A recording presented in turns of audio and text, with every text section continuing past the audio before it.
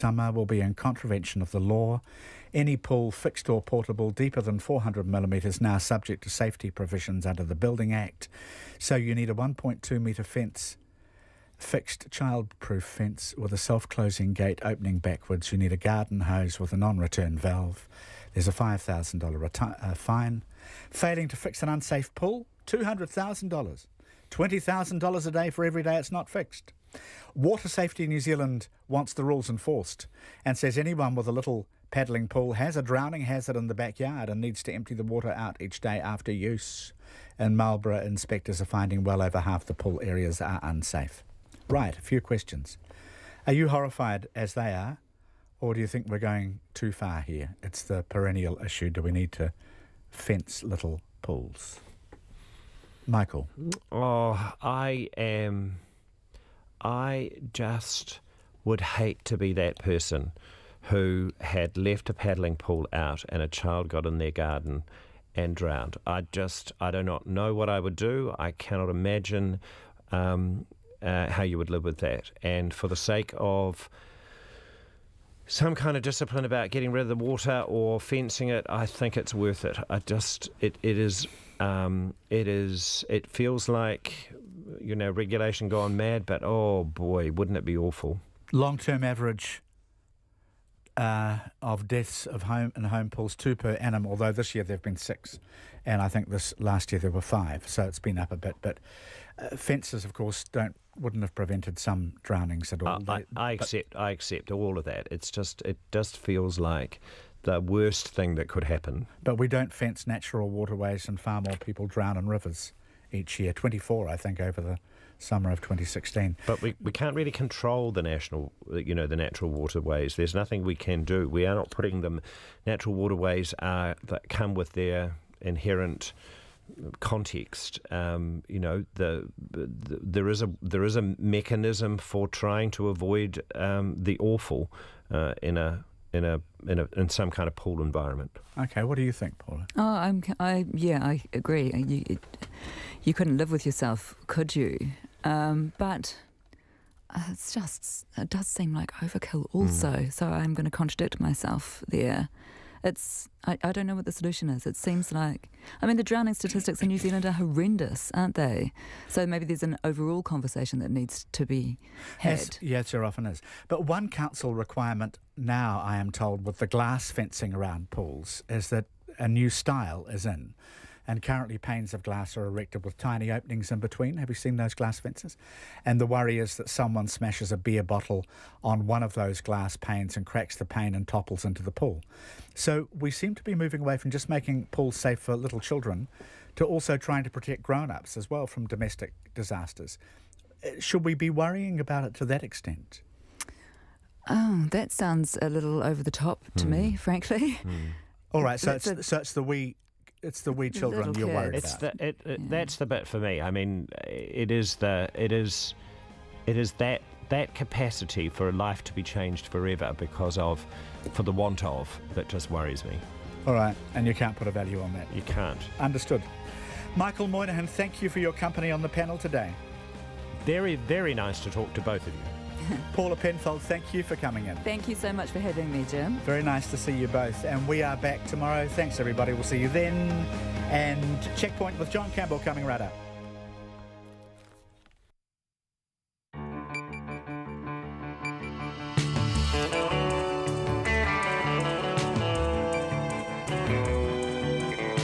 Kia ora everyone. Tonight on the program, Roxburgh's worst flood in almost 40 years. Leaves part of the central Otago town knee-deep in silt, the whole town without drinking water and sewerage. We go there, of course. A woman jailed for the manslaughter of her mother appeals her sentence because she says she was under too much workplace stress.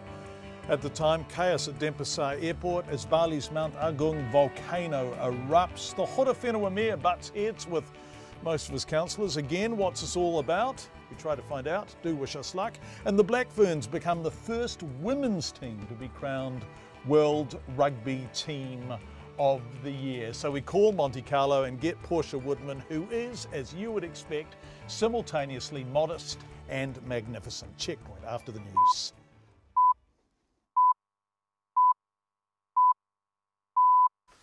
RNZ News at 5 o'clock. Good evening, I'm Anna Thomas. The Prime Minister denies she's keeping secret a detailed document outlining the government's coalition deal. The National Party is calling for the release of what it says is a secret agreement between Labour and New Zealand First.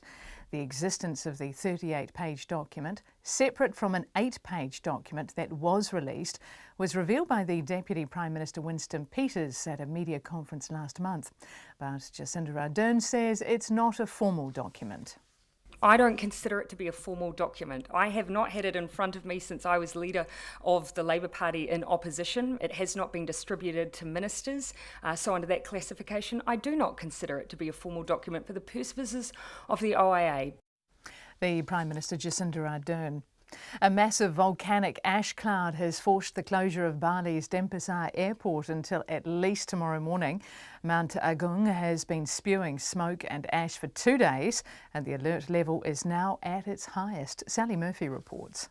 Hundreds of airline passengers have been stranded. One of them, New Zealander Ben Rosamond, says he and his girlfriend have been lucky to find accommodation.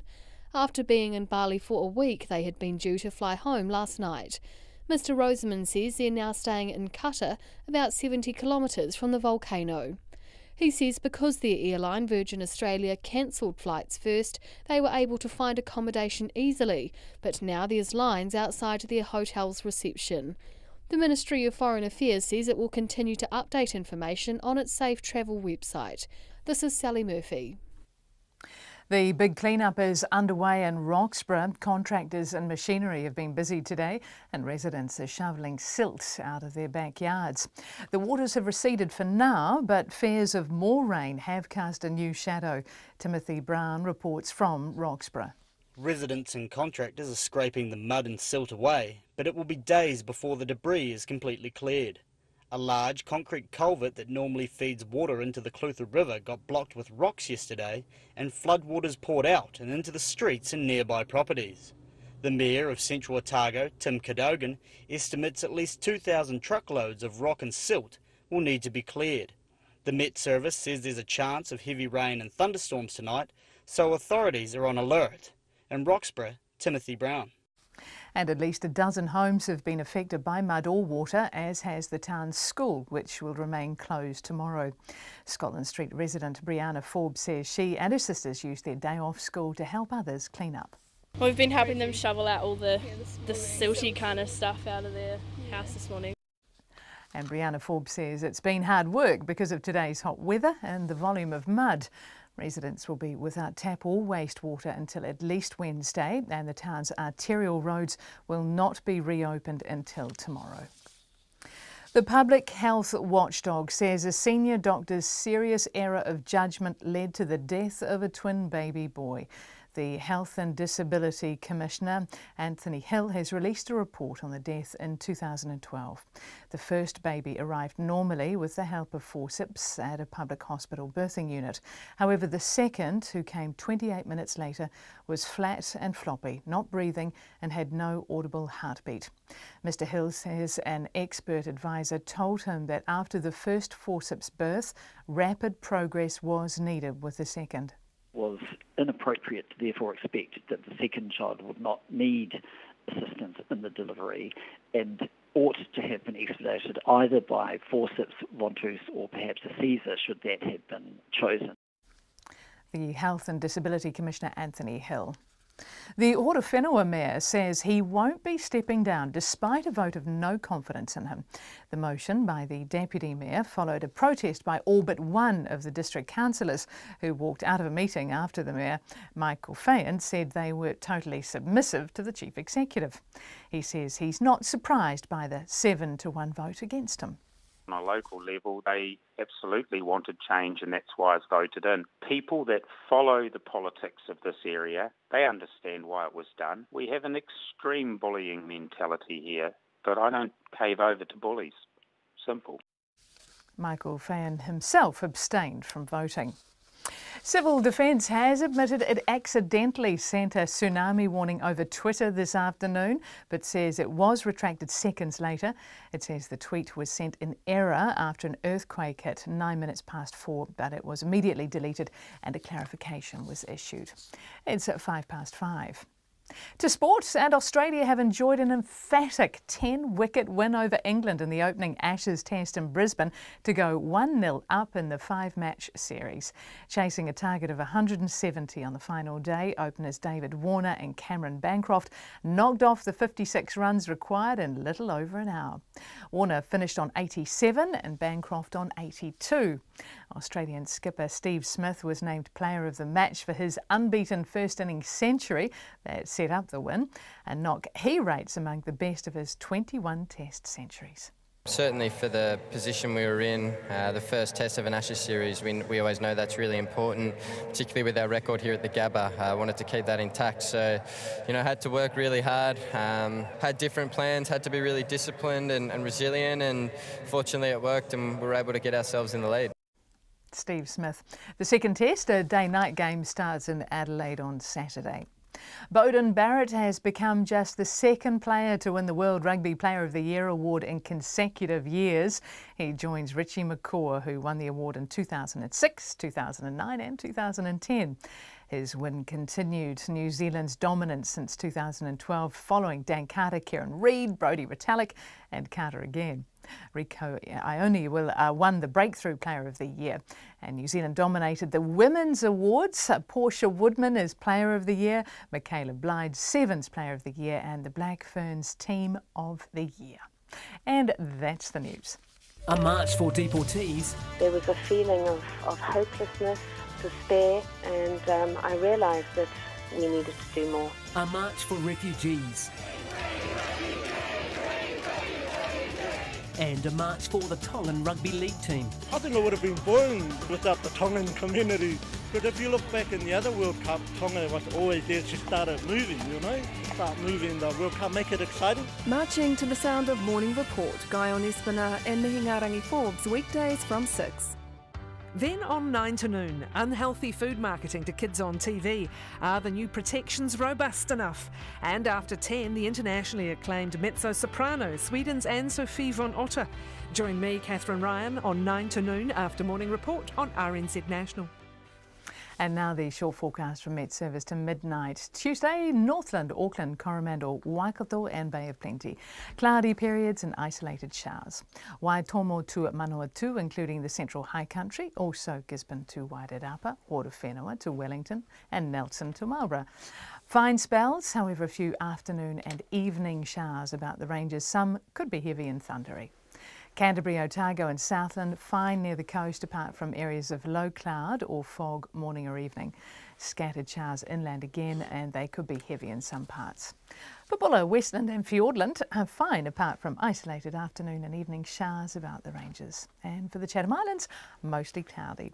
RNZ National, it's 5:08 and you're listening to Checkpoint with John Campbell. And Anna Thomas reading the news. Thank you very much indeed, Anna. We begin tonight in the central Otago town of Roxburgh, where the worst flooding in almost 4 decades, 40 years, has left people without drinking water and sewerage infrastructure until at least Wednesday. Power has also been out there and at Miller's Flat. The problem was both the rain and the months of dry weather that had preceded it. When 40 millimetres of rain fell in just 3 hours yesterday, there was nowhere for it to go. Bone dry soil kept it above ground and the flooding was instant. Authorities now worry further rain that is forecast, although the forecast seems to be improving, will bring more flooding. Our Otago Southland reporter Ian Telfer is there. Today, diggers and bulldozers are working outside Thomas Winiata's house and his kids are playing in the mud. But Mr. Winiata says yesterday's flash flood was really scary. They just told us to scrape as much gears as we can and get out as fast as we could. It was quite scary. The rocks just keep piling up and it just got higher and higher, and next minute you see trees coming down. The Reservoir Creek drain, which runs down from the hills between these houses, is normally clean and concrete lined. But tons of boulders and rock and mud rushed down, filling it up so it looks like an alpine stream. A neighbour, Becky Slade, says it was crazy. It didn't stop raining, and it didn't stop raining. And all of a sudden we heard an almighty, like a couple of 10-tonne trucks crashing. So we ran out and I could see spray from the bottom of the creek. Went down and it was just raging. absolutely raging, and it just got worse and worse and worse. We were watching trees go over, hitting the bridge. There's a concrete bridge down there. That went, and it just backed up and up and up and up. And then we got evacuated when it started coming over the road. And then we were watching the sludge just all come down through our houses. So just unbelievable. Never seen anything like it. Becky Slade says the Clutha River now has new whitewater rapids where rocks have poured into it. In all, 8 homes were evacuated and more properties were flooded. But the rest of the town's like an earthquake zone, with power cuts and the water and sewerage out, probably until Wednesday. The flood destroyed the transformer which powers the town's reservoir and also its main pipe.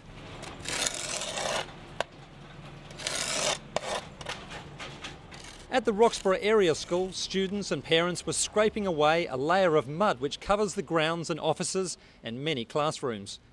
NCEA exams had to be held elsewhere, and the rest of the 170 pupils will have at least 2 days off school.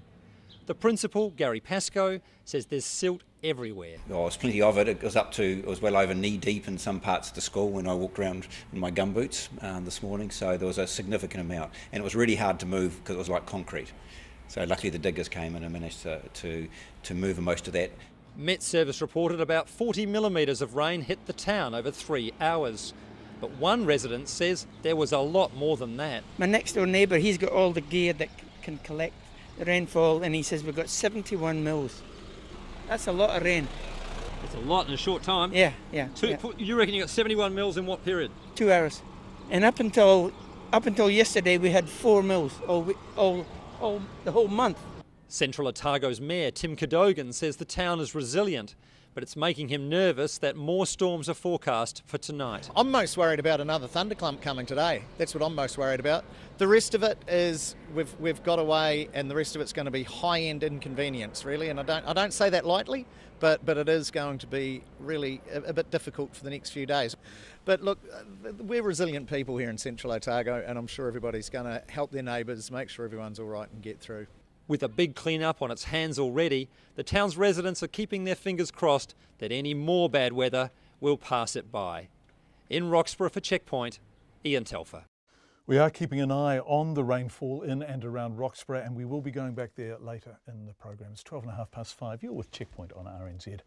Ash and rock eruptions from Bali's Mount Agung volcano have forced the island's airport to close, stranding thousands of passengers, many of them tourists, of course, and prompting local authorities to urgently move thousands of locals to safe areas. Indonesia's Centre for Volcanology raised its aviation notice from a red alert to a green one around midday today, including the potential for a larger eruption being imminent and indeed highly likely in the next 24 hours. Graham Acton reports.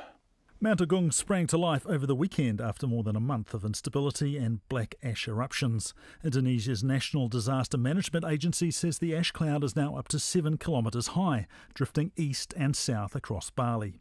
Locals within a 10-kilometre range of the volcano have been advised to evacuate immediately. Some 25,000 Balinese living near the mountain have already left their homes and are waiting in evacuation centres. Kiwi journalist Alex Chapman is one of thousands of passengers stranded in Denpasar Airport, just 70 kilometres to the south of Mount Agung, and left to his own devices on where to find a bed for the night. We were supposed to leave Bali last night, Auckland bound via Sydney, supposed to be leaving around midnight local time. That got cancelled. We were then postponed to 9:30 this morning local time. That got cancelled. We were then pushed back to 8 p.m. local time. That has again been cancelled. We've now been told we aren't leaving Bali until Wednesday night. Alex Chapman says frustration is building at the airport with little to no information available to stranded passengers. Ideally, you'd think that an airline or an airport would provide you with the likes of food and accommodation. We were lucky last night, our airline of Virgin put us up in a very nice hotel. But we've now been told that it's not their responsibility until Wednesday. So we're on our back and we're running out of money. And we've been told it's not our problem, it's a natural disaster. Find your own way until Wednesday night. Tourist Ben Rosamond has also been stuck in Kuta, struggling with cancelled bookings and the travel chaos affecting up to 50,000 people over the next 2 days. I couldn't get a hold of Virgin Australia because their calls were, there was sort of hours and hours of hold time. So I looked up on my flight I booked through a booking agency, and and my flight had just automatically been changed to a flight 2 days later. It was sort of good for us because Virgin Australia cancelled their flights before anyone else did. So we got in, I guess, before the big rush. Indonesian authorities say the mountain is now entering what they describe as a critical phase. Gude Santuika from the Indonesian Centre for Volcanology says the situation is changing quickly. The activity of Mount Agung has entered the magmatic eruption phase. Although it's still spewing ash at the moment, we need to monitor it and exercise caution for the possibility of a strong explosive eruption. Volcanologist Janine Krippner is a world expert on Mount Agung, and she also says the mountain is building towards something much bigger than what's been seen so far. And she says locals remaining near the mountain face threats more dangerous than the choking ash and smoke. Reports have just been coming through that there have been lahars or mud flows around the volcano, and people really have to be careful to get out of the evacuation zones and out of the hazardous areas from these mud flows. They can be very dangerous. Something else people have to be aware of is pyroclastic flows, which are hot ground-hugging avalanches that can travel very rapidly as well. Mount Agung last blew its top in 1963 and more than 1,500 people died. This time Indonesian authorities are taking no chances. For Checkpoint, Graham Acton. Much talk today about a so-called secret coalition agreement between Labour and New Zealand First. Jacinda Ardern, the Prime Minister, addressed it a short time ago at her post-cabinet media conference. That's just happened. Our political reporter Craig McCulloch is filing for us on that as we speak. That's coming up. But before that, the World Rugby Team of the Year in 2017 is the Black Ferns. Having won the World Cup in August, there was a compelling case for that selection, but rugby's biggest awards had previously only given prizes to women in women-only categories. The teams the Black Ferns beat for the honour this morning included the All Blacks and England. And the honour was announced at a very swish affair in Monte Carlo this morning our time. And the best team winners had another winner amongst them, Portia Woodman, who scored 13 tries at the World Cup, including a solo effort so magnificent that she was up against team tries by Argentina and the British Lions for the Try of the Year award. What a player. And not long after she collected her big award and was part of the team award, we called her. Hello. Portia, it's John Campbell. How are you? I'm good. How are you? Yeah, well, not as good as you, I think it's fair to say. How's your night going? Yeah. Yeah, it's been an awesome night so far. It's been a magic night so far. And I know you are so genuinely humble and self-effacing. So let's start by talking about the team, the Black Ferns. What was it like to be named the best team in global rugby? I think it was just the icing on the cake, you know, just to finish off an incredible year that we had this year.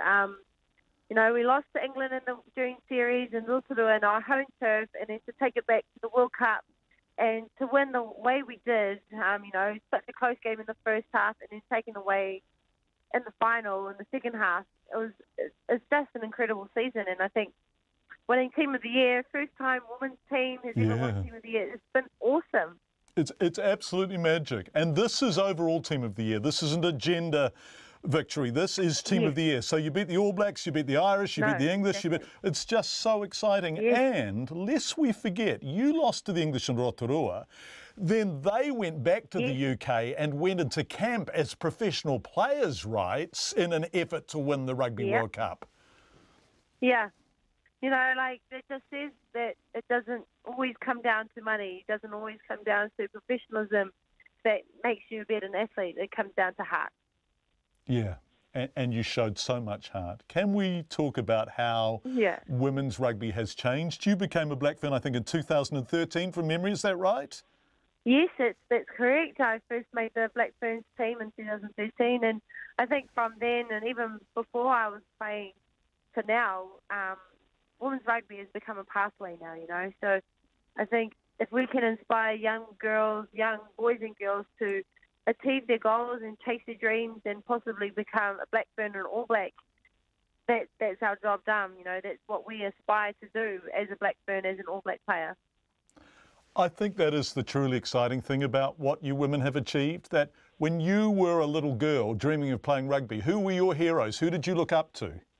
I think, to be honest, my heroes that I looked up to, apart from my dad, of course, was Horowhenua, I always wanted to be the female version of Tsunami when he was bowling over players like he was a steam train. So, yeah. Well, you tended to go round them rather than through them, right? A beautiful sidestep both ways, great burst of pace, but a try-scoring machine just like Jonah, except the point I'm making here is now little girls aren't looking up to men, are they? Well, they will be, of course, but they're also looking up to you. They're looking up to the Black Ferns. Yes, exactly, and that is the amazing point about this, is that we now have young girls who have female role models to look up to in the women's rugby game, and I don't think that would have happened about 5 years ago. No. We were still looking up to men, so I think that is a massive achievement for a women's rugby now. I think winning Team of the Year is an extraordinary thing, and as you say, it's the first time a women's team have ever done that. And I'm also talking to the Women's Player of the Year, and I know you believe passionately and really sincerely that rugby is a team sport, but by God, you've had a wonderful year, haven't you? You scored tries as if you'd invented them. Yeah, I guess so. Yes, no, without my team, I wouldn't be the Player of the Year. I wouldn't be the push woodman that scores the try. So I can't take any credit at all. The girls do all the work for me. I'm pretty much just standing out on the sideline in all the space that they've created, waiting for the ball. Yeah, sometimes that's true. I mean, sometimes you are at the end of a line and you just have to dot down, but I've seen you score tries from nowhere. The beautiful audacity of from well inside your own half. Beating players, cutting both ways, using speed to kick on. What's it feel like when you score a try like that? I think what it really comes down to is just the words that my dad has always said to me is just get the ball and run like heck. Or, yeah, I've changed it to run like heck. So what was it comes down to for me. What was the word he actually used? We'll beep it if it's totally inappropriate. Oh, it was pretty much get the ball and run like Well, please beep that. We beeped it. Great advice. Okay. Congratulations, Portia. It's so nice to talk to you. Women's Player of the Year and a member of the Team of the Year. What a wonderful thing, Portia. Thank you so much, John. Portia Woodman at Monte Carlo shortly after she came off the stage. A couple of the blokes did pretty well too. After 6 tonight, sports reporter Clay Wilson will take a look at our other winners. It's 23 minutes past 5. A woman jailed for the manslaughter of her mother is appealing her sentence because she was under workplace stress at the time. Melissa Taylor was last year jailed for more than 13 years for the neglect and abuse of her mother in Inadong. She said she was working long hours and driving long distances to get to her employment and that it hadn't been taken into account when she was sentenced. At the time of Inadong's harrowing death, the pair were living with flatmates in the Auckland suburb of Horowhenua, and as Eric Frickberg reports, all three are now appealing their sentences. 76-year-old Ina Dong was found dead in her bed in January 2015, lying on a plastic sheet surrounded by faeces, covered in open sores and weighing just 29 kilograms. She also had 14 broken ribs and a broken breastbone. Her daughter Cindy Taylor was found guilty of a manslaughter last year and was castigated by the judge as cruel and callous in the extreme. But her lawyer told the Court of Appeal that the judge went too far in imposing a sentence of more than 13 years. Richard Keem said his client was very stressed when her mother died. Ms Taylor at that time was working very, very long hours. She was having to travel a great distance, so she wasn't sitting idly by at the home while her mother was deteriorating. At that time she was under an incredible pressure due to her work commitments. Dr. Keem said that meant Cindy Taylor's culpability could have been worse, and the judge should have acknowledged that in his starting point for working out how long she would spend in jail.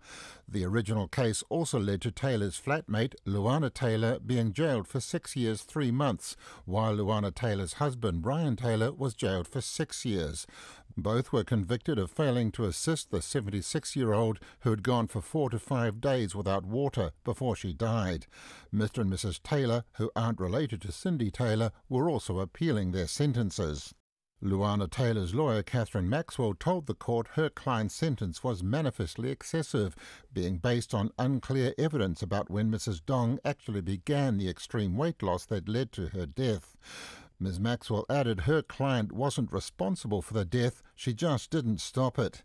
A similar view was taken by Brian Taylor's lawyer, Peter Eastwood, only he went further, telling the court Mr Taylor felt he had no business going into an elderly woman's bedroom. He took the view that I don't want to be involving myself in this. I don't want to be going into a room inspecting her. It makes me vulnerable. It's not the sort of thing a man should do. Peter Eastwood said Mr Taylor's wife agreed that this wasn't a role for a man, but he should have stood up to her, though he didn't. He said at least his client asked how the victim was doing.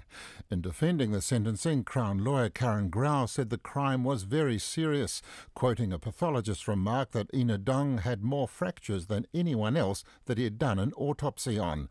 And she rejected the argument about Cindy Taylor's stress. There don't seem to have been any difficulties for Cindy Taylor to look after her mother. She just didn't. She did other things. And remember, this woman, she's not in her 90s, she was in her mid-70s. To be lying for 10 to 15 days in the condition that she was, she must have been in excruciating pain. Ms Grau also rebutted both Brian and Luana Taylor's plea for lesser culpability, saying they must have shut their eyes to the suffering that was going on in their house. The judges reserved their decision. For Checkpoint, Core Eric Frickberg, Tene. Tensions reached motion of no confidence point at the Horowhenua District Council today, with councillors formally moving against their mayor. Last week, the first-term mayor, Michael Fayan, was called a dictator as a council meeting descended into chaos, with the lights being switched off and all but one of the councillors walking out. Emma Hatton reports. Horowhenua District councillors held an extraordinary meeting this morning and approved a vote of no confidence in the mayor by 7 votes to 1. Mayor Michael Fayan abstained from voting, but he did have to chair the meeting and had to compose himself as he read out the motion. The motion that as elected members we have no confidence in Mayor Fayan to lead us, the Horowhenua District Council, to represent us or our community, to honour the obligations. This is a hard case reading this out. Deputy Mayor Wayne Bishop proposed the vote and rattled off a list of issues he had with Mr Fayan's leadership. Bullying and harassment of staff to the point of risk to health and safety, uncertainty in terms of representation, whether it's a mayor, councillor or individual, unfounded accusations of fraudulent behaviour, breaches in law and privacy, threats of legal action against staff. Most of the 8 councillors attending the meeting took the chance to speak. Ross Campbell was the only councillor to support Mr Fayan. He also was the only councillor left last Wednesday after a mass walkout at a meeting when the mayor accused the councillors of being subordinate to the council's chief executive, David Clapperton. Today, Councillor Barry Judd said he would support Mr Fayan if he changed his ways. Definitely supporting the motion and will continue to. However, it stands that if you lead fairly and make good decisions, I will follow you. But in its current form, I will not, and I support the motion. After the meeting, Michael Fayan described the vote as a disgrace. On a local level, they absolutely wanted change, and that's why it's voted in. People that follow the politics of this area, they understand why it was done. We have an extreme bullying mentality here, but I don't cave over to bullies. Simple. Mayors cannot be removed by councillors, and Local Government New Zealand says a vote of no confidence carries no legal weight. For his part, Michael Fayan says he hopes the vote will propel central government to intervene, and he'll only step aside if the public calls for it. For Checkpoint, Emma Hatton.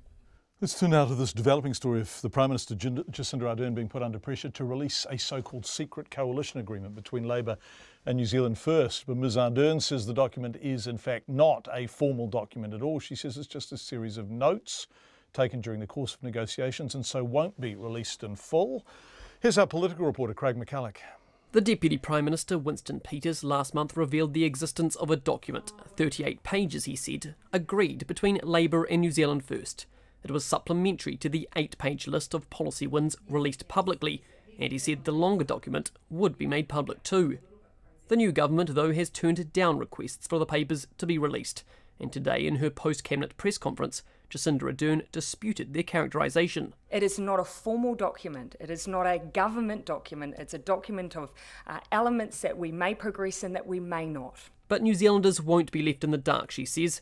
Any policies which do end up going ahead will be released. Every government has a work program, things that they look into. At the moment that we see some benefit and that it's something that will progress, that's the point at which it will be made public. Mr Peters says the notes have now been whittled down to roughly 33 pages and include a range of areas. For example, the desire to reconsider the way New Zealand measures growth and unemployment. And when we've completed the work, we'll tell you what the outcome is. So, was Mr Peters wrong then when he said last month that the document, not just aspects of the document, but the document, would be made public? Well, I mean, Moses came down from the mountain, he only had 10 commandments, right? But there's a lot of them in the Old Testament as well. You're not likening me to Moses, are you? But it's no laughing matter for the opposition. A secret coalition agreement should be released. You would expect the public to be able to see the document that sits at the heart of the coalition arrangements. Nationals leader Bill English says the new government is not living up to its own promises. They say they're committed to openness and transparency. The first test of it, they fail. But Jacinda Ardern denies that. The details of the deal, she says, will not be kept in the shadows. From Parliament for Checkpoint, Craig McCulloch.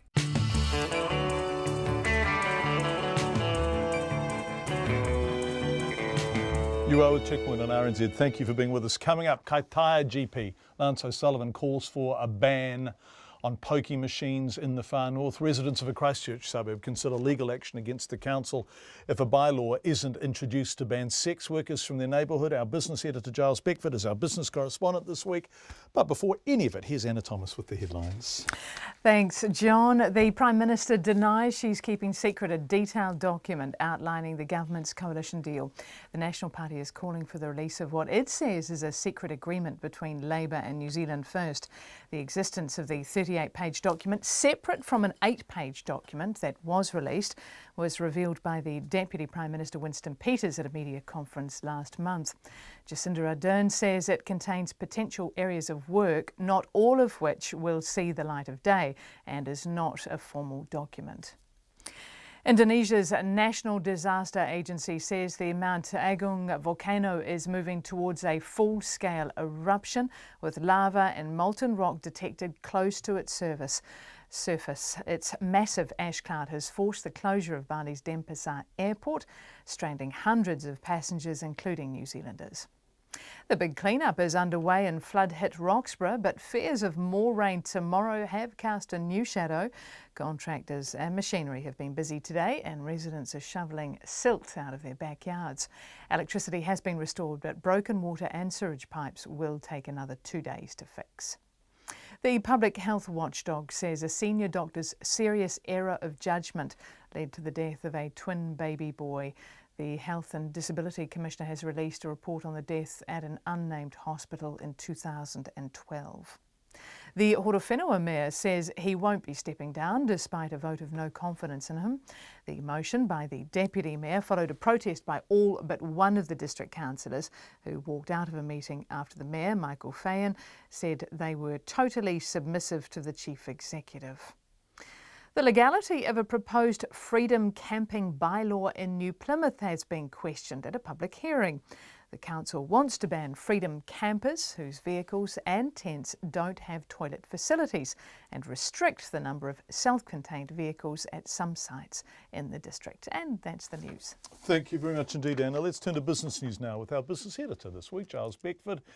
Hi, Giles. The new government is expected to pick up on the issue of high fuel prices. We remember Judith Collins, of course, looking at that in the last government. Indeed. Good evening to you, John.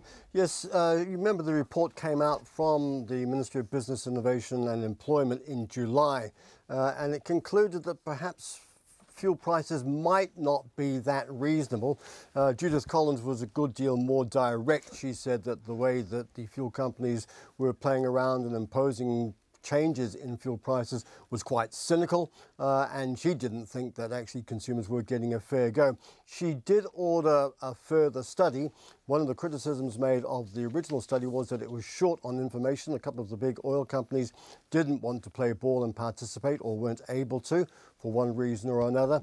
She ordered an update on that report. One of the issues that she alluded to was whether the government should have the power to direct the Commerce Commission, which is the watchdog for competition and consumer fair trading issues, whether it should be able to inquire directly into the way that fuel prices were set. fuel margins and the barriers to competition. Now, the new minister, Megan Woods, we understand, ordered a quick update. She wanted to see that report by the end of this month. We understand that's due pretty soon on her desk. And from her point of view, she says that Commerce Commission power, the direct inquiry into fuel industry prices, might well be a live issue which she might pick up on. So it's one to watch for. It will be an interesting one to see how direct they want to go in intruding into the sector, which, let's be honest, always attracts a lot of criticism, especially around this time of year. Yeah, it sure does. Yeah, that will be one to watch. When we covered the Auckland regional fuel tax, we heard from lots of people in the South Island saying, what are you Aucklanders even bleating on about? Well, those people will be delighted about our next discussion point, which is scope for more competition in the South Island fuel market. Indeed, one of the ancillary issues that comes off that competition for prices and the like is that in the South Island and in the bottom of the North Island, particularly in Wellington, where Gull Petroleum does not operate, then prices are higher. Yeah. The presence of Gull is that catalyst that spooks and gives rise to lower prices and competition. Now, we hear quietly that a firm called Timaru Oil Services has just got resource consent from the local district council to set up a 4-tank, 44 million litre fuel, petrol and diesel storage facility. Now, for those who need a point of comparison, it's about the size of what there is here in Wellington at the Seaview tank farm. So it would provide a really good entry point for any new retail organisation that wanted to come in there, such as Gull, because Gull's long complained that it keeps getting locked out and blocked from being able to have fuel storage facilities, and it can't afford to build its own. The interesting thing about Timaru Oil Services is, in fact, that it's backed by a Tahitian firm, a Tahitian businessman, Albert Mu, who runs a company called Pacific Petroleum. Now, he has fuel retailing interests right through the Pacific. And so it's interesting. We don't know. We haven't been able to get any detail from them as to what their intentions are. It's got the initial resource consent. It will take at least a couple of years to build, one would assume. Somewhere in the region of $50 to $60 million, we understand, is the cost of that sort of facility. Just what they intend to do with it, we hope we'll find out. But that's an interesting one that does perhaps promise some hint of competition in the retail sector, at least in the South Island. Yeah, it is interesting. If anyone knows more about that, text us on 2101 or email checkpoint@radionz.co.nz. Yeah, that's fascinating. What happened on the markets today, Giles? Well, indeed, if they've got a tip, they can send it to business@radionz.co.nz as well. Send it to Checkpoint. We don't want to be left out, not that we've got any competition here. On the markets, the top 50 index had a strong session in the afternoon, closing up 46 points. That's about 0.5% at 8176. The New Zealand dollar still a bit on the beleaguered side at 68.6 euro cents and 90.2 Australian. That low currency is one aspect in why fuel prices currently at the petrol pump are at 3-year highs. Thanks, Giles Beckford, our business editor. Really appreciate it. Let's head across the Tasman now, where the Australian TV legend Don Burke has been accused of indecent assault, sexual harassment and bullying of women during his time as the star of Channel 9's Burke's Backyard. A joint ABC Fairfax investigation includes detailed allegations that Burke groped women over at least 2 decades. The woman says the TV star's behaviour was tolerated by his employer because he was a ratings juggernaut. Don Burke has strongly denied all allegations, which he says are the baseless claims of disgruntled ex-employees, and he's provided statement of support from 2 colleagues. The ABC's Lorna Knowles reports. G'day, I'm Don Burke and welcome to Burke's Backyard. For decades, Don Burke has been a household name, the affable gardening guru who pioneered lifestyle television. But many of the women who worked with him say there's a darker side to Don Burke. Dealing with Don Burke was an endurance test in terms of his persistence in commentary about anything sexual. That's Louise Langdon. She worked with Don Burke as a researcher on his 2UE radio program and later on Burke's Backyard in the 1980s and 90s. Miss Langdon is among several who've decided to speak about Don Burke for the first time. The women have described a man who used sexual innuendo to humiliate junior female researchers and generally torment staff. Their claims have been supported by 2 former Channel 9 CEOs. Sam Chisholm yesterday described Don Burke as a disgrace and a grub. His successor, David Leckie, said Burke was a dreadful piece of work. Ms Langdon says she was warned Don Burke was sleazy before she worked with him. It started very early on when I worked with him at the radio station at 2UE, and the comment was, "Did you get your rocks off last night?" It was his way of greeting me in the morning. And that he sort of tested out how you would respond to his sexual innuendos and his sexual remarks. Louise Langdon says Don Burke's explicit remarks crossed into indecent assault. She says when the pair were on their way to an outside radio broadcast near Alice Springs, he assaulted her. And I was sitting next to Don on the bus, and he decided that it was okay for him to put his hands on my T-shirt and try and pull my bra off. He was trying to take my top off. Don Burke strenuously denies her claims. The women came forward after veteran journalist Tracy Spicer put a call out on social media for anyone who'd been sexually harassed in the Australian media to come forward. The name that kept popping up again and again and again was Don Burke. I had heard rumours about Don for probably 30 years, but I knew that a lot of journalists had tried to do this story and had failed. Channel 9 says it has no records of complaints or payments to any women and said Burke's Backyard was produced by Burke's production company. It says Don Burke has not been employed by Nine for many years and recent stories on its programs were not paid appearances. Burke denies all the allegations and says he's deeply hurt. He told the ABC they're baseless claims from a small group of malcontent ex-employees with grudges. He says the accounts are untrue and the reports generally are opportunistic. He says he had a lifelong opposition to sexism and misogyny and championed female reporters on his program. It's Lorna Knowles from the ABC, 18 minutes to 6. We head now to the far north where many communities sit near the top of the country's deprivation index. There, unemployment is high, household income is low. And a man who sees the health impacts of poverty says more must be done to protect what little money some households have. Of course, people often say stuff like that, but Dr. Lance O'Sullivan is going a step further, naming pokie machines as one really preventable cause of poverty that can simply and immediately be removed from the equation. In 2010, despite an overwhelming majority of submissions calling for greater restrictions on pokie machines, the Far North District Council eased controls. Now, Dr. O'Sullivan, who was named New Zealander of the Year in 2014, of course, says it's time controls were tightened in his community or the machines were simply gone for good. Look, I think we need to be a bit smarter about where we allow these things to be, these pokie machines. I'm not happy with the fact that they are in communities such as mine, where we can ill afford to have money going into these machines from households that can't afford to lose it. Have you seen the impact of households where there is an issue, where there are gambling problems, people simply can't help themselves? Have you seen that in your practice? Yeah, absolutely, John. I mean, during my time practicing up here in Kaitaia, I've had all manner of signs of poverty that are affecting children and households up here. I mean, there was a local businessman who told me about the fact that he disturbed young children going through his pig scrap food bucket because they were hungry at the back of his business. Now, when he asked them, why are you doing that, they told him they were hungry. This is what I've seen firsthand up here.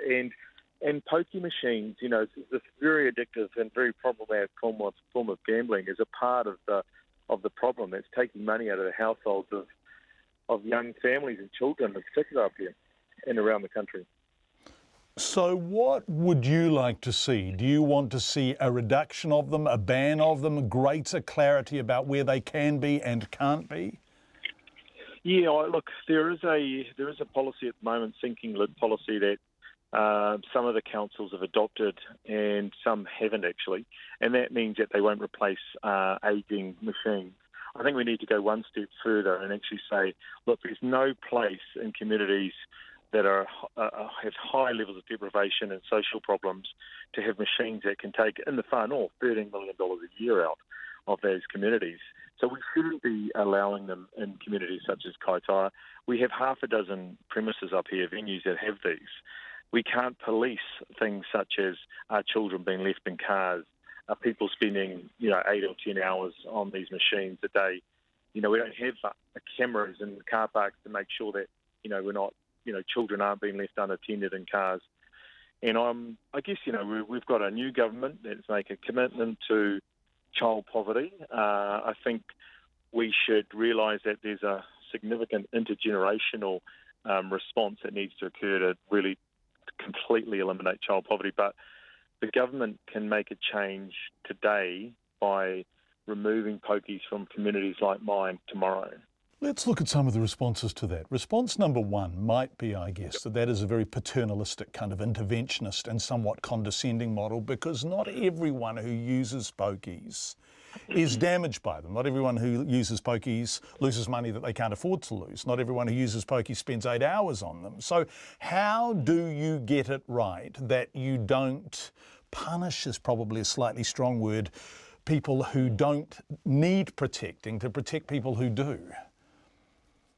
Yeah, look, it's something that often gets asked, of me and some of my positions on things. But look, sometimes society, the country, just has to take a stand on some issues, and we've done it in other areas. We've done it around cigarettes and tobacco, where we said, look, it's just not healthy for people to be exposed to it, so we're going to limit where you can do this, and we want to get rid of tobacco because we know how harmful it is. You and I have talked before about immunisations, John, and where I've said, that we should be prescriptive around what we do with immunisations in New Zealand, because we know the value of and the benefit this provides. So I don't think we should be afraid of showing courageous leadership and actually getting saying to society, look, when things such as pokey machines cause such harm in communities such as ours, we should be clear about our position on it. And at least, look, I think a lot of the harm is from the pokey machines is hidden from view. We're not just talking about those that are defined as a problem gambler. We're talking about those that are actually just losing money they can ill afford to lose, and they're flying under the radar, and their kids are going hungry, and their houses are cold. We're not measuring that well enough. These machines cause more harm than I think we currently realise. The other response to this is, of course, that pub charities, that the money that comes out of the pokies often goes back into the communities one way or another. Sports clubs is a classic example. I'm sure there are public health initiatives in the north that have support from pub charities. What would you do if that money disappeared? Yeah, look, well, number one is I've sat on boards before that has refused to take money from pub charities and the like, gaming trusts, because there's a significant amount of money that goes into the running of those operations, and it's actually an industry. I guess, why have we suddenly become so dependent on gambling trusts to raise money? I believe New Zealand and has experienced New Zealand's generosity. I don't think that we can't do this in a different way. And my argument is, well, I don't believe we as New Zealanders need to rely on gambling machines to provide that money, and that money's coming from families that can ill afford to lose it. Dr. Lance O'Sullivan talking to me from Kaitaia earlier today. We'd love your feedback on that. Text us 2101 or email checkpoint@radionz.co.nz. Let's head to Christchurch, where residents from a suburb just north of the centre of the city are dreading the summer after years and years of problems with street-based sex workers. St Albans residents say they're being assaulted, their gardens are being used for sex acts, and condoms and needles are found on their driveways. And as the weather warms up, they're worried it will get worse. This year, the Christchurch City Council explored whether a bylaw was the answer.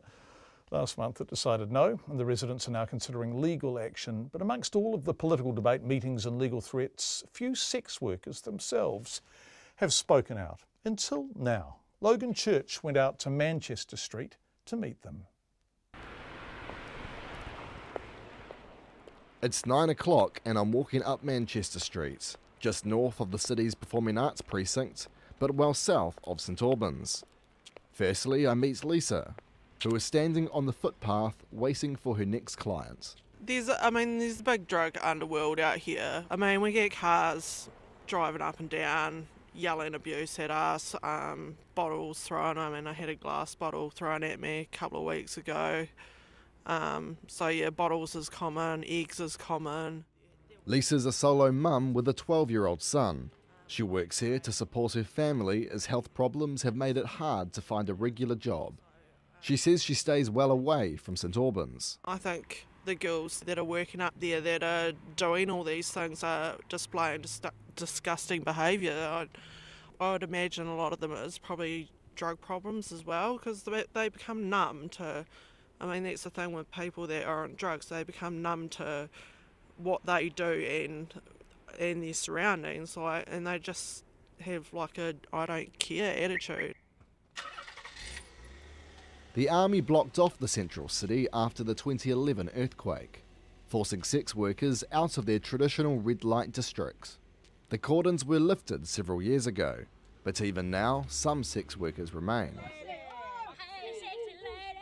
Further up Manchester Street, still south of Bali Avenue, there is a Salvation Army van where sex workers are eating, drinking tea and coffee. They're trying to stay warm. I meet Kelly, who has been working on the street for 22 years and hasn't been able to stop.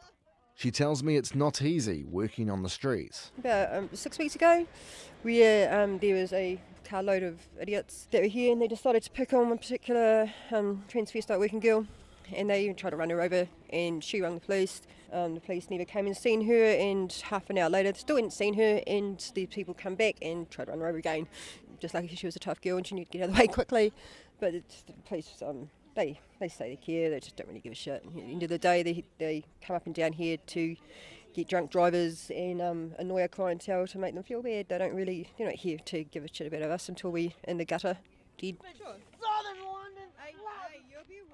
The sex workers out here are careful, trusting only their guts, and there is a good reason why. 2 women who worked on the street have been murdered. Valerie Manning was raped and found in the Avon River in 2011. Renee Duck-Manton was found burnt by the side of the road leading to Rakaya last year. Kelly says there is a lot of conflict on Manchester Street, but it's not fair to point the fingers solely at sex workers. I know for a fact there is flats up there that are run by the corrections department. So that house people coming straight out of jail. So if they want to start, throwing blame around, and they're saying that they're finding needles and shit like that around, well, they have a look at the people that are actually in that area as well. Another sex worker, Foxy, tells me as a 12-year-old she was sold by her mother onto sailing boats in Littleton Harbour. It was a family tradition. Decades later, Foxy paints a grim picture of life on Manchester Street, which she believes contributes to some of the problems the St Albans residents have complained about. 20-odd years ago, it was a real sisterhood, and we all looked after each other and worked hard. There was a tight net of looking after each other. Today it isn't. It's really dispersed, and there's trafficking going on here. Gangs with young girls out here. So it's quite extensive. Yeah. And there's a lot of drugs. It's pea infested out here, and it's really who's behind the girls that is the problem. Sue, an outreach worker for the Prostitutes Collective, is also out here tonight. Sue says her job is to convince sex workers who haven't yet moved out of St Albans to do so. At the moment there's only a couple of girls left down there, so we're just trying to make them understand that, it's best that they get back here, this way. Yeah, it's just a couple of stubborn girls, I suppose, for their own reasons, it's a difficult one. Phoenix used to work north of Bali Avenue and had a simple reason for moving. There's no traffic down there. You just follow the work, and you kind of know when it's dead and when it's not, and when there's nothing, you just got to move. I asked everyone I spoke to whether a bylaw would help bring the remaining sex workers south. There was a mixed response. No, absolutely not. There's no need to change it. They've tried it in Auckland, they've tried it in Wellington, it's not going to happen. Possibly. I just think if it was me, then possibly, yeah. What are they going to do, stand out on the footpath and police it? That's what they'd have to do. Who's going to police that? Such a regulation wouldn't work. I don't think it would. I think it's just a waste of paper. But they all agreed infrastructure like toilets and rubbish bins would be a big help. not only for them, but to also act as an incentive to work in the city. I hop into Sue's car to accompany her on her almost nightly patrol up Manchester Street. The council's recent decision to abandon a potential bylaw is a win for the collective, who didn't want to return to what they call the dark days of regulation. Down here, this is a wee spot. They go there. Bye, girls. That's Foxy and Jen. They're good girls. We're now crossing Bali Avenue into St Albans. So we're coming up to Purchase now. It's looking good. It's looking very good. There's nobody there. Tonight, no one's here, but Sue tells me if she finds anyone, she'll ask them to move on. She says often a good talking to does the trick. I zoom up and down Purchase Street just to catch the girls that shouldn't be there late at night. Yeah, I get the naughty ones. Looking around Manchester Street in St Albans, many houses have fences, driveways are blocked with gates, many padlocked. This neighbourhood has been described by its residents as being under siege. Matt Bonis and his young family have been living here since before the Canterbury earthquakes. And although regulation is off the cards in the near future, residents are getting ready for their next step. We'll give it 6 months, and if it looks like we're going back to what we had in previous years, we'll just gather evidence together. That's what the residents are doing at the moment, and we'll look at going to the High Court. Matt and the other residents are already gathering pictures of condoms and needles in their gardens, video of sex workers shouting, as well as pictures of business transactions taking place in front of their homes. He says media exposure and intervention from former lawyer and now Christchurch Central MP Duncan Webb has helped, and they now see fewer sex workers in the suburb. But Matt's not confident the council's new strategy, a community-led working group, will stop them coming back. They have no idea how the industry works. They have no idea what the levels of nuisance are that actually occurs within a residential environment, and how incompatible it is with that. And they're very sympathetic. And the residents we're drowning in sympathy. What we're not drowning in is actually the wherewithal to do anything about it. I asked all of the sex workers I spoke to if anyone from the council had talked to them. The answer? No, they don't care.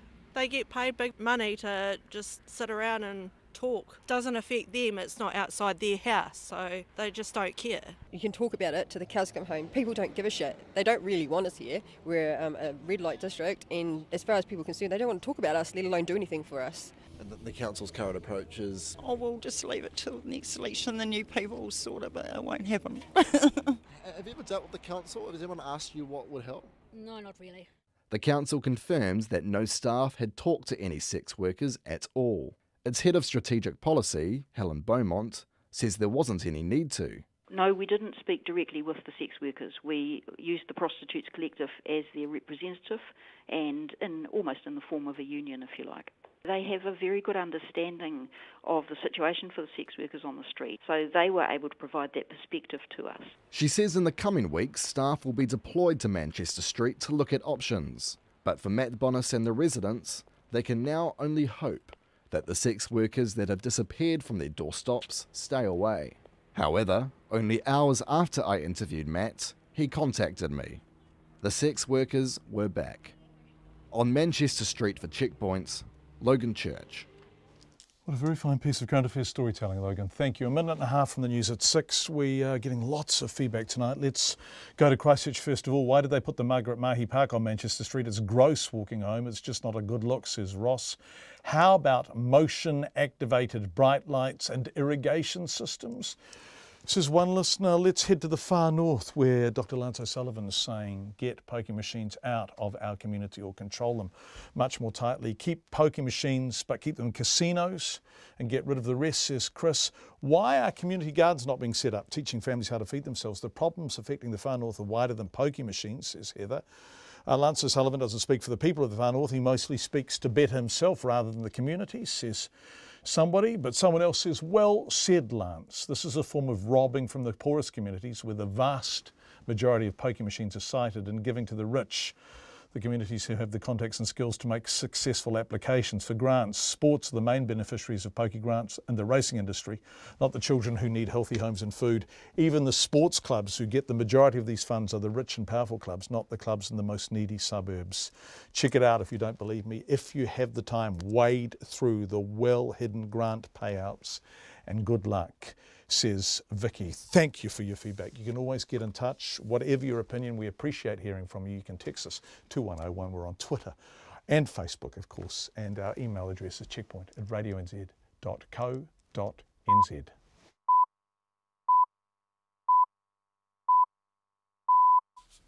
RNZ News at 6 o'clock. Good evening, I'm Anna Thomas. The Bali volcano, from which ash and smoke have been pouring for the past 48 hours, could be about to blow. The authorities in Indonesia say a full-scale eruption appears imminent. The BBC's Rebecca Henschke reports. Mount Agung has been sending clouds of thick grey ash and smoke thousands of metres into the air since Saturday. Sutopo Nugroho, spokesperson for the National Disaster Agency, says that the volcano is now showing signs of shifting from steam-based eruptions to magmatic eruptions, and that molten rock has been detected close to the volcano's surface. People have been told to stay calm, but to immediately leave from a 10-kilometre exclusion zone. Rebecca Henschke reporting. Bali's Denpasar airport is closed until further notice, stranding thousands of passengers. The Deputy Prime Minister, Winston Peters, says any policy contained in a 33-page document that is progressed by the government will be made public in the future. The National Party is demanding the release of what it says is a secret coalition agreement between Labour and New Zealand First. Revealing the existence of the document last month, Mr Peters said it would be made public, but the new government has so far declined requests for its release. Prime Minister Jacinda Ardern says it contains potential areas of work, not all of which will see the light of day, and she doesn't regard it as a formal document in terms of the Official Information Act. The National Party will try to introduce new legislation tomorrow to make paid parental leave more flexible. Its workplace relations spokesperson Amy Adams is putting forward a bill allowing both parents to take the leave at the same time. She'll ask the government tomorrow to fast-track the process so the legislation can be debated immediately. I've heard really no good reasons why you wouldn't do it. It doesn't cost any more, it doesn't extend the entitlement. It really is just a matter of choice. Every party in Parliament acknowledged that it was a good idea, so we're giving them the chance to do the right thing. Amy Adams. Labour has indicated it will block National's attempt, calling it a political stunt. The Court of Appeal has been told a woman convicted of manslaughter in a gruesome case of elder abuse could easily have looked after her mother. She just chose not to. 76-year-old Ina Dung was found dead in her bed in 2015. She was covered in open sores and weighed just 29 kilograms. Her daughter Cindy Taylor was jailed for 13 years for manslaughter, deemed cruel and callous along with dishonesty offences. Her lawyer said that did not take account of her personal stress, but Crown lawyer Karen Grau today rejected that. There don't seem to have been any difficulties for Cindy Taylor to look after her mother. She just didn't. She did other things. And remember, this woman, she must have been in excruciating pain. Karen Grau. The Court of Appeal has reserved its judgment on the appeal against sentence. Residents of Roxburgh and Miller's Flat face another 2 days without sewage and running water. Electricity was fully restored this afternoon to the central Otago towns hit by flooding yesterday, but 60 metres of tap water pipes and an unknown number of sewage pipes are still being replaced. Portaloos and drinking water tankers have been distributed around Roxburgh, and people are being advised not to use their own toilets. Roxburgh Area School, where a large amount of silt was dumped, will remain closed tomorrow. The legality of a proposed freedom camping bylaw in New Plymouth has been questioned at a public hearing today. The council wants to ban freedom campers whose vehicle and tents don't have toilet facilities and restrict the number of self-contained vehicles at some sites in the district. Submitter Chris Bush says he believes the bylaw breaches the Freedom Camping Act 2011. That practice is effectively creating a prohibition on that group of freedom campers and is contrary to the Act. Chris Bush says he also believes the bylaw would discriminate against tourists, young people and the less well-off. 47 submissions have been received in favour of banning camper vans without toilets and 52 against. And Auckland iwi is urging the council to commit to closing the Waitakere ranges. The council's Environment Committee will next week consider total closure as the most extreme of a series of options to fight the highly infectious disease kauri dieback, which is threatening to wipe out the trees. Its spread is exacerbated by people walking through kauri forests and transporting the spores. Te Kawerau Amaki will impose its own rahui before Christmas in a bid to keep people away. Its executive manager, Edward Ashby, says it's time to act decisively. Everything but full closure has been done over the last 10 years. Where it's gotten us is more surveys, more reports and more dead trees. Edward Ashby says, however, that the iwi does not have the resources the council does to enforce the ban. It's 6:05. To sport, and England rugby coach Eddie Jones says his All Blacks counterpart Steve Hansen should have been named Coach of the Year at the World Rugby Awards in Monaco. The title went instead to Jones himself, and he confesses to being puzzled by it. I must admit I feel a bit embarrassed getting it. We're not the number one team in the world. You know, I think Steve Hansen should be up here, but someone's judged it another way, so I accept it. We want to be the number one team in the world, and until we're the number one team in the world, we haven't got anything to crow about. Eddie Jones. New Zealand dominated the awards with the Black Ferns being named Team of the Year, Portia Woodman Female Player of the Year and Bowden Barrett Male Player of the Year. England's cricket captain Joe Root is playing down an alcohol-fuelled incident involving wicketkeeper Johnny Bairstow and Australia's Cameron Bancroft in Perth earlier this month. Australian media is suggesting Bairstow headbutted Bancroft, but England Cricket says it investigated the matter and decided he did nothing wrong. Speaking after England's 10-wicket loss to Australia in the opening Ashes test in Brisbane, Root agreed. The mountain's been made out of a molehill, as far as that's concerned. We've just got to move on and concentrate on our cricket as a squad. I mean, we prepared very well in the warm-up games, played 3 days excellent cricket. It's about making sure it's 5 days next week. Joe Root, and the second test starts in Adelaide on Saturday. And that's the news. This week on Nights, our geologist Hamish Campbell, just back from a conference on Gondwana. Why do they call it Gondwana? Elizabeth Turner on herbs and the popularisation of reggae in Aotearoa. Another chance to hear Michael Houston's final interview, well, that's what he's calling it. And our historian Peter Clayworth on the rise and fall of the Great Kiwi Weekend on Nights this week with me, Brian Crump, after the news at 7 on RNZ National. And now the short forecast from Met Service to midnight Tuesday. Northland, Auckland, Coromandel, Waikato and Bay of Plenty. Cloudy periods and isolated showers. Waitomo to Manawatu, including the central high country. Also Gisborne to Wairarapa, Horowhenua to Wellington and Nelson and Marlborough. Scattered showers inland, some heavy with isolated thunderstorms and hail during the afternoons and evenings, especially about the ranges. Canterbury, Otago and Southland fine near the coast, apart from areas of low cloud or fog morning and night. Scattered showers inland and some will be heavy. Bulla, Westland and Fiordland fine, apart from isolated afternoon and evening showers about the ranges. And for the Chatham Islands, mostly cloudy. RNZ National, it is 8 minutes past 6 and you're listening to Checkpoint with John Campbell. And Anna Thomas on news duties. Thanks so much, Anna. Really lovely to have you here. Let's go back to Roxburgh, where residents will be without water until at least Wednesday in the wake of the town's worst floods in 40 years. The central Otago township, of course, of 600 people, was hit with 40 millimetres of rain in just 3 hours yesterday. 40 millimetres is a lot, but it was how hard and dry the ground was that compounded the volume of water. At least a dozen homes in the town's school were inundated with mud or water or both. Our Otago Southern reporter Tim Brown has spent the day in Roxburgh. Of course, we had a report from Ian Telfer before, but let's go to Tim now, who joins us live via Live View. Hi, Tim. Boy, it looks dusty and dry behind you. What's happening? Good evening, John. Yeah, it is dry and dusty. As you can see, there is mud throughout Roxburgh's main street. big swath of State Highway 1 is completely inundated with mud. Wow. They're cleaning that up as we speak, but the local mayor here believes we're looking at somewhere around 2,000 truckloads to get the mess fully cleaned up. Holy moly. What is the weather there now? It's funny from the shot, that looks dry, but it is still wet and sticky mud, is it?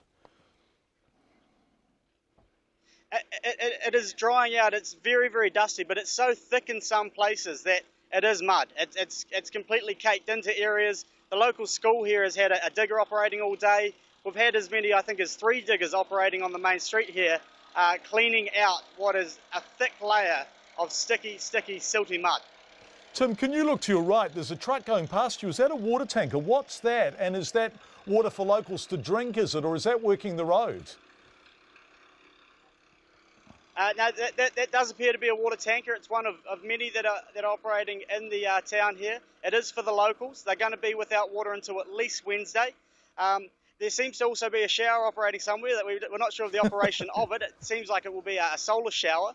But residents are doing their best to live life normally, considering at the moment their options for toilets are portaloos and buckets. Okay, so there is no sewage working, there is no running water. Power, is that coming back on anywhere yet? Power appears to be returned to most of the township now. They have isolated pockets where power is not returned, but tonight they will be bringing in generators to make sure that everyone is with power overnight. Tim, over your right shoulder in the distance, down by the rather wonderful church there looks like a family, an adult and 3 kids just going for an exploratory walk. Have people left town? Were people evacuated, or by and large, being redoubtable Central Otago types, have they stayed? All the residents have stayed that we spoke to. Some were evacuated from their homes last night just as a precaution as all this water and mud came down. However, they've stayed with family and friends for the most part. For the kids, it's just been a laugh. It's a day off school, a chance to get out, play in the sunshine and enjoy what is every kid's favourite delight, mud. Tim Brown joining us live from Roxburgh. We are going to keep an eye on the situation there. Tim, we're just going to keep an eye on the forecast. Rain is forecast. As you could see, if you were watching, or hear if you were listening, there isn't any rain. None is falling at the moment, but it is forecast overnight, and obviously that wouldn't be good. The ground is caked with mud, and then it is very dry underneath it. Let's go to Indonesia now, where authorities have put Bali's Mount Agung at the highest alert and closing the only airport there, stranding thousands of passengers, many of them tourists, of course. The Indonesian National Disaster Agency says the volcano is moving towards a full-scale eruption. Photographer Mark Chavez lives in Ubud in central Bali. I hope I said that correctly. And she's nodding encouragingly at me. He says the whole island has been standing by for a major eruption. It's been a waiting game since October, late September 22nd, and I'm very privileged. I don't have to evacuate, but the folks that I've worked with and gone to the evacuation centers, they have been in limbo. Their life is literally on hold since September 22nd. But now with the with the first 2 eruptions and possibly building up to something even larger scale, the level of the urgency, and some people maybe a little bit more on alert and scared of something more drastic is looming. It's more obvious the waiting game is over, and we're shifting to something a little bit more serious, a little bit more potentially dangerous. And the economic impact too, because of the island is basically a major destination for tourists, will be pretty significant. It's already starting to show a lot of effect now. Again, this is unconfirmed or maybe kind of speculation, but a lot of people think it might be something similar to 1963. The scientists that we spoke to were a little bit worried, and this has all been public in the news, because there were so many tremors building up to an eruption and nothing happened. So they've passed a threshold of where they haven't seen as anything precedent like this before, where so many tremors and no eruption. So now we're finally starting to see something. So it could be potentially very big. That's Mark Chavez, who lives in Ubud in central Bali. Obviously, we are keeping an eye on the situation there too, and we will update you if anything happens while we go to air. A large eruption is now pretty confidently expected or predicted. Lots of feedback coming in tonight, and here is another example of it. This is from Maxine. Hi John, thank you for having Dr. Lance O'Sullivan on your show, outlining some of the financial, social and moral pitfalls that come from the scourge that is gaming machines. It's a very heavy price indeed, paid by a few to offset money that may flow back into the community. The real cost to the community far outweighs any free handouts that derive from the suffering and misery from those unfortunately to fall down this woeful rabbit hole. Pokie machines are designed by experts to hook people with addiction problems to throw all their money away for a short thrill that turns into a life of horror and degradation for themselves and everyone around them. Stop the madness that is pokies. They are so destructive and dangerous. Lots of feedback coming in along those lines. Thank you. It is exactly 6:15 now. We return now to Horowhenua, north of Wellington, Upstate Highway 1, its biggest town, Levin, its second biggest town, Foxton, home to roughly 0.7% of the country's population. Sleepy? Nope. Well, certainly not when the council is meeting anyway. Then Horowhenua is a cauldron of tension, which today boiled over to a motion of no confidence in the region's mayor. That follows email interception and blocking by a previous mayor, public friction between the new mayor and the council's CEO. That's got very tense, and a mass council walkout. And Mayor Michael Frayan told me there was a certain inevitability today about the motion of no confidence. I think what we've seen today is a culmination. I'm surprised it's taken this long for them to do this, because right from the offset I was absolutely a surprise mayor for this district. Nobody in HDC management, I don't think, or councillors saw it coming. So that's been a major shock. So much so that in the first couple of weeks of being a mayor, there was already a very big ad in the paper by 9 councillors saying they supported the CE and not the mayor. I hadn't even had a chance to open my mouth, really. So I've seen this coming for a while, and for whatever their reasons are, which I think I'm on to, so we'll just have to see what happens. Okay, now there was a walkout by 9 councillors last week, wasn't there? Yes, there was. And that was, sorry, I just need some clarity around this. Were they the same 9 councillors who put the ad in the paper early on after you became mayor? Precisely the same 9. The only councillor that didn't is Councillor Ross Campbell. And you wanted Ross Campbell to be your deputy mayor. You ended up with Wayne Bishop, right? And Wayne Bishop has described you as divisive, unprofessional and frankly dishonourable. Yeah, well, my deputy mayor may say that, but I don't think he's used to being very challenged very much in anything that he does. So what are you challenging him on? Let's step back here. Why is it? Well, when you say what am I challenging him on, I think you have to put this right, that I'm getting challenged more than I'm challenging. So what are you trying to achieve? What questions are you? What is so rotten in the state of Horowhenua that you have to alienate your council to such a great extent to put it right? I haven't alienated my council, though. It wasn't me that put that ad in the paper. I came in with, I wish there had been a couple more changes, but there wasn't, so you work with what you have. And so, as I said, that the first few weeks, the commentary they made, I already knew that I was between a rock and a hard place, without any shadow of a doubt.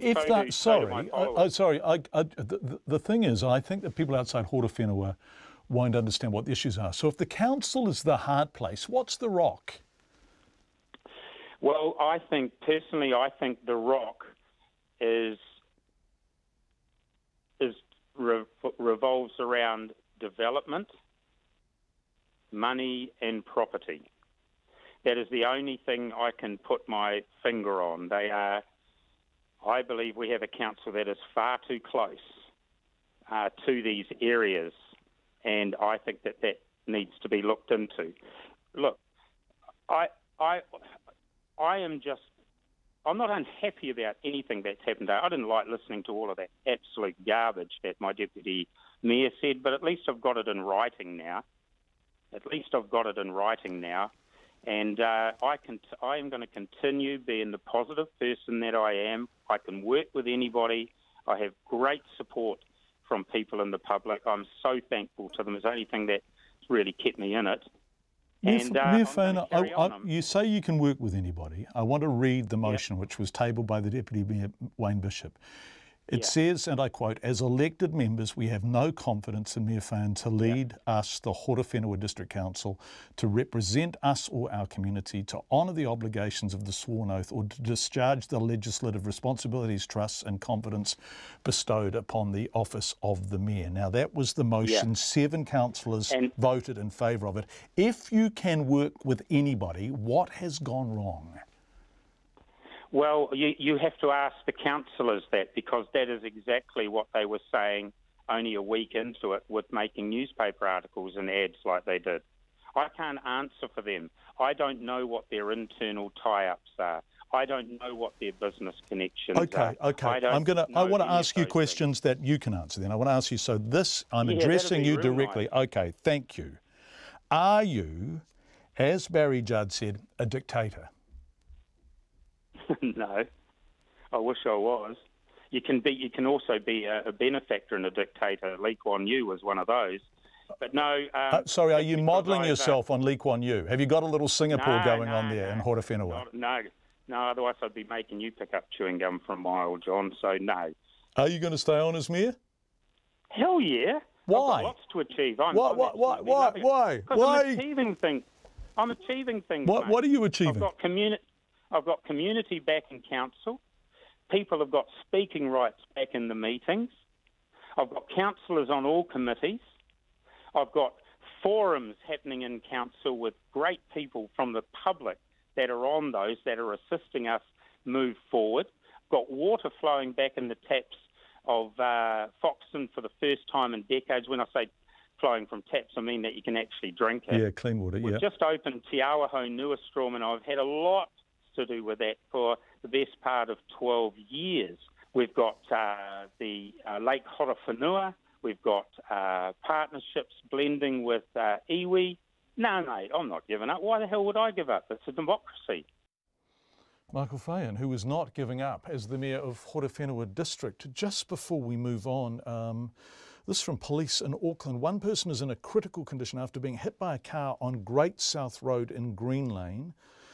Police and ambulance were called to the scene at the intersection with Green Lane East at 5:42. Police are at the scene directing traffic, but motorists are really asked to have patience and avoid the area if at all possible.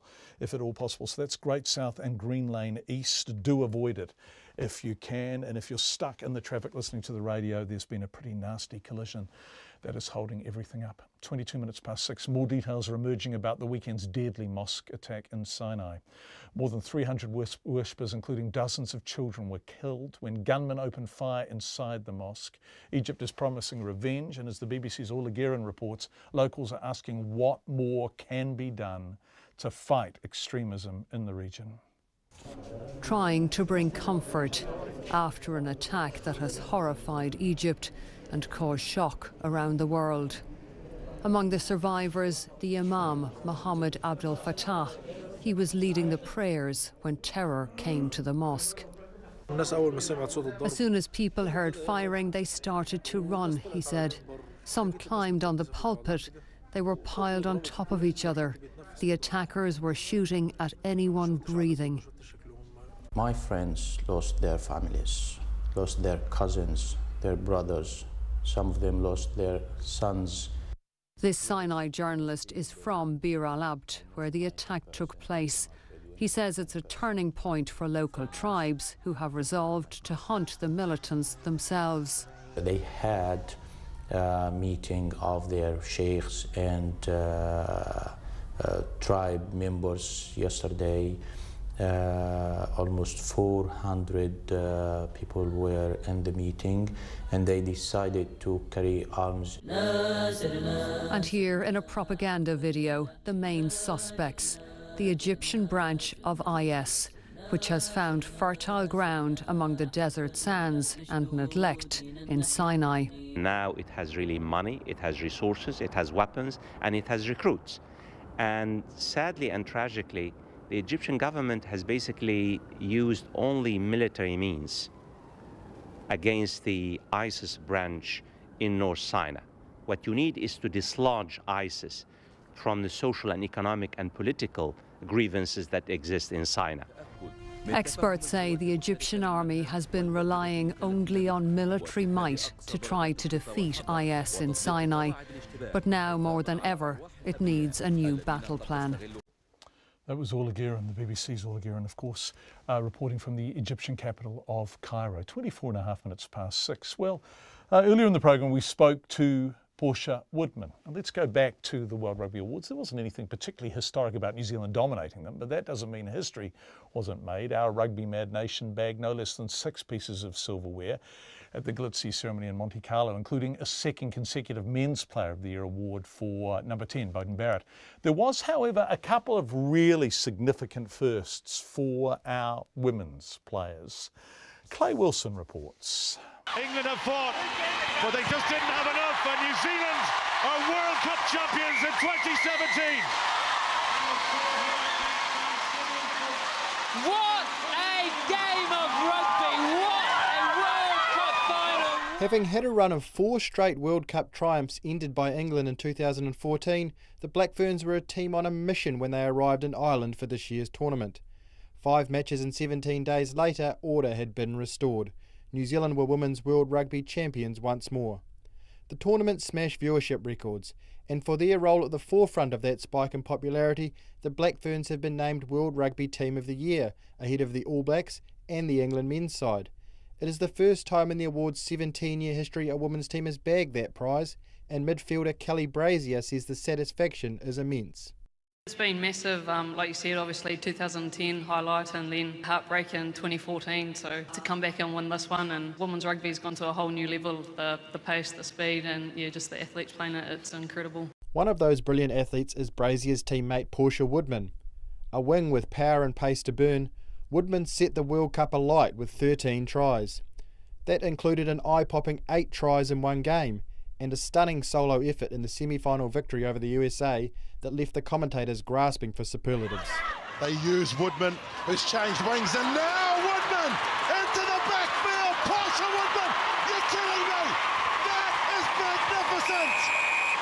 First-rate try from a first-rate athlete, and Portia Woodman shows why she is so special. Given she is also a star member of the New Zealand Women's Sevens side, it was hardly a surprise Woodman also nabbed the prize for Women's Player of the Year. Her teammate Michaela Blyde bagged the Women's Sevens Player of the Year award. Born in the small northern town of Kaikoui and a proud Māori, Woodman says while she now gets to jet off around the world to play rugby, she never forgets what playing for her country means to her. As soon as I made the team for Sevens, my parents gave me a hangi rock, which is one of the rocks that we have back home up north, to either stick in my boot or just to have with me wherever I go, so that I have a little bit of dirt from New Zealand, so travelling with me around the world. You are that quick with a rock in your boot. It's amazing to see without. Another player with plenty of speed is Beauden Barrett, who was also left smiling after picking up the highest individual honour in the men's game for the 2nd year running, beating out teammate Rieko Ioane for the gong. The first 5 has played for the All Blacks alongside his 2 brothers this year, Lock Scott and utility back Geordie, and he reckons being crowned World Player of the Year won't get him too many favours come Christmas dinner time in the Barrett household. Does it get you head of the table at Christmas, or does it get you the washing up? No, as soon as you get home, no one really cares about that. It's probably the good thing about growing up on a farm in Taranaki. It's really humbling. Mum and Dad sort of bring you back down to earth pretty quick, so it's awesome. Despite missing out on the top prize, young wing Ioane did not go home empty-handed as he claimed the Breakthrough Player of the Year. But one person who did leave the annual awards empty-handed for a change was Steve Hansen, the All Blacks mentor missing out to England coach Eddie Jones for Coach of the Year. Jones, however, feels it should have been the other way around, and says the award won't exactly be taking pride of place on his mantelpiece. I must admit I feel a bit embarrassed getting it. We're not the #1 team in the world. I think Steve Hansen should be up here. But someone's judged it another way, so I accept it.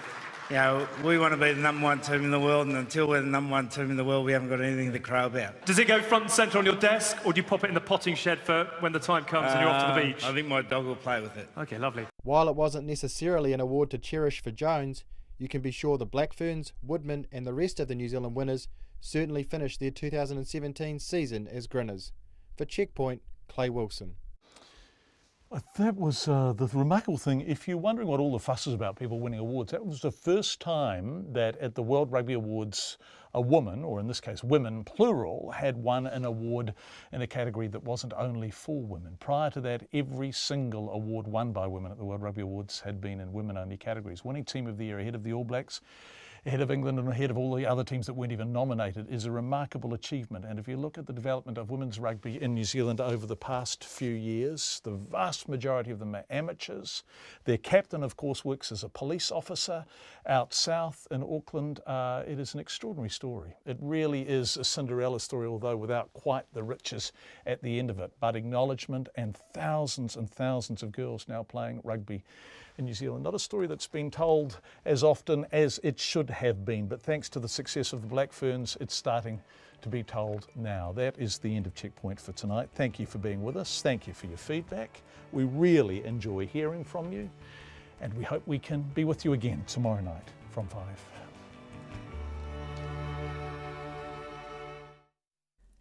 RNZ News headlines. At 6:30, the Bali volcano, from which ash and smoke have been pouring for the last 48 hours, could be about to blow. The Deputy Prime Minister says any policy in a 33-page document that is progressed by the government will be made public. The National Party will try to introduce new legislation tomorrow to make paid parental leave more flexible. Residents of Roxburgh and Miller's Flat face another 2 days without sewerage and running water. A person is critically injured after being hit by a car on Great South Road in Auckland's Green Lane. The police are diverting traffic and drivers are urged to avoid the area as delays are expected. Those are the headlines. Our next news and weather is at 7. We've all heard the one about lies, damn lies and statistics. What happens when you throw fiction into the mix? People were looking at me in absolute horror. I recently actually played a